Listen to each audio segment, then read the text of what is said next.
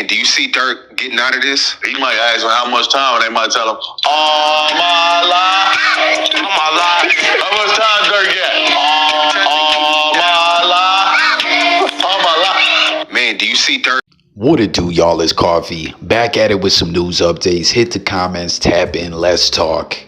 King Yella roasting Durk there, man. Durk facing forever and a day, man. Murder for hire, RICO case. It's all bad for Durk and his affiliates right now. And you heard fellow Chicago representative King Yella clowning, right? That was a good one, though. I get the picture that this is going to be a memeable moment that's going to end up being memed out, man, especially with that funky ass funny face that he made, man. Looking like, you know, back in the day, they'd be like, yo, don't make a face like that. Don't make that funny face. Your face going to get stuck like that.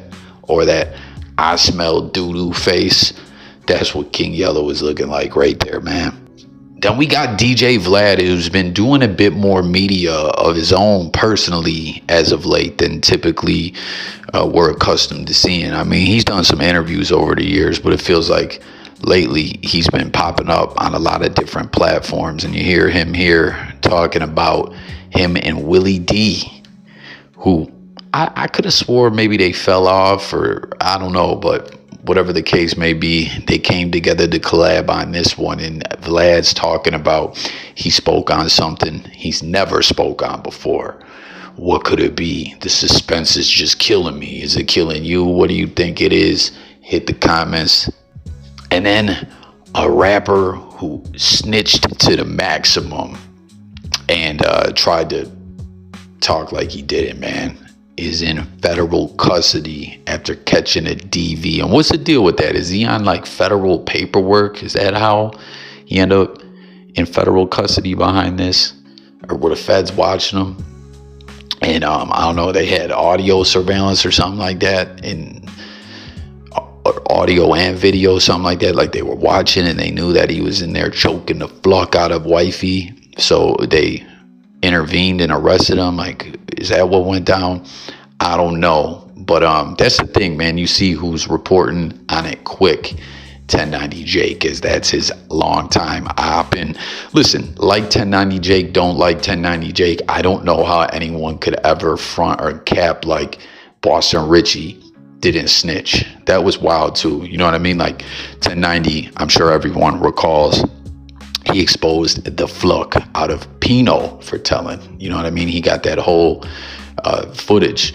And it was crazy because people were talking forever like, oh, you know, for those comment, if you followed all that ish that was going on within the prison community and stuff like that, which is kind of no more. There's still individuals out there making prison content, but all those individuals that were I don't want to say prominent, but known in that whole world at that time have kind of all ventured off into different lanes doing their own thing. I mean, I think Pino still semi does, I guess you would call it, prison content. His channel kind of blew up behind these shorts that he was doing. He had these like prison shorts and the numbers went up, and I'd be seeing him going live doing different news topics or whatever. But for the longest time, him and Jake had an issue. There was an altercation that went down, caught him with the brass knucks. And, you know, word was out like what was the catalyst that had them falling out to begin with. And everyone was like, yo, there was paperwork.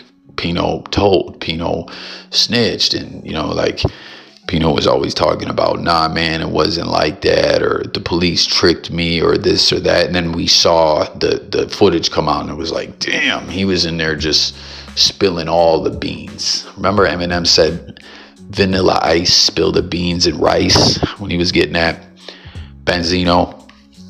That shit was crazy, man. But he was exposed. It was what it was, you know, like he was trying to hide that forever, and at the end of the day, it was true. It wasn't cap. And then 1090 doubled back and did it again to Boston Richey, and it was just like, damn, B, 1090 out here exposing these fools. And you know, they've tried to launch campaigns back at 1090 or whatever. And again, like, you know, not everyone, I'm not saying like it's the blogosphere. You tap into what content you rock with, and you listen to what you listen to, or watch what you watch. It is what it is. But I just can't understand for the life of me how people tried to front and stunt like Boston Richey didn't tell. You know, there were these other things that popped up about 1090, little instances like him writing the grievance behind the wall and stuff like that. And I don't know, you may consider that snitching or not, but how can you not consider what Boston Richey did is snitching? This man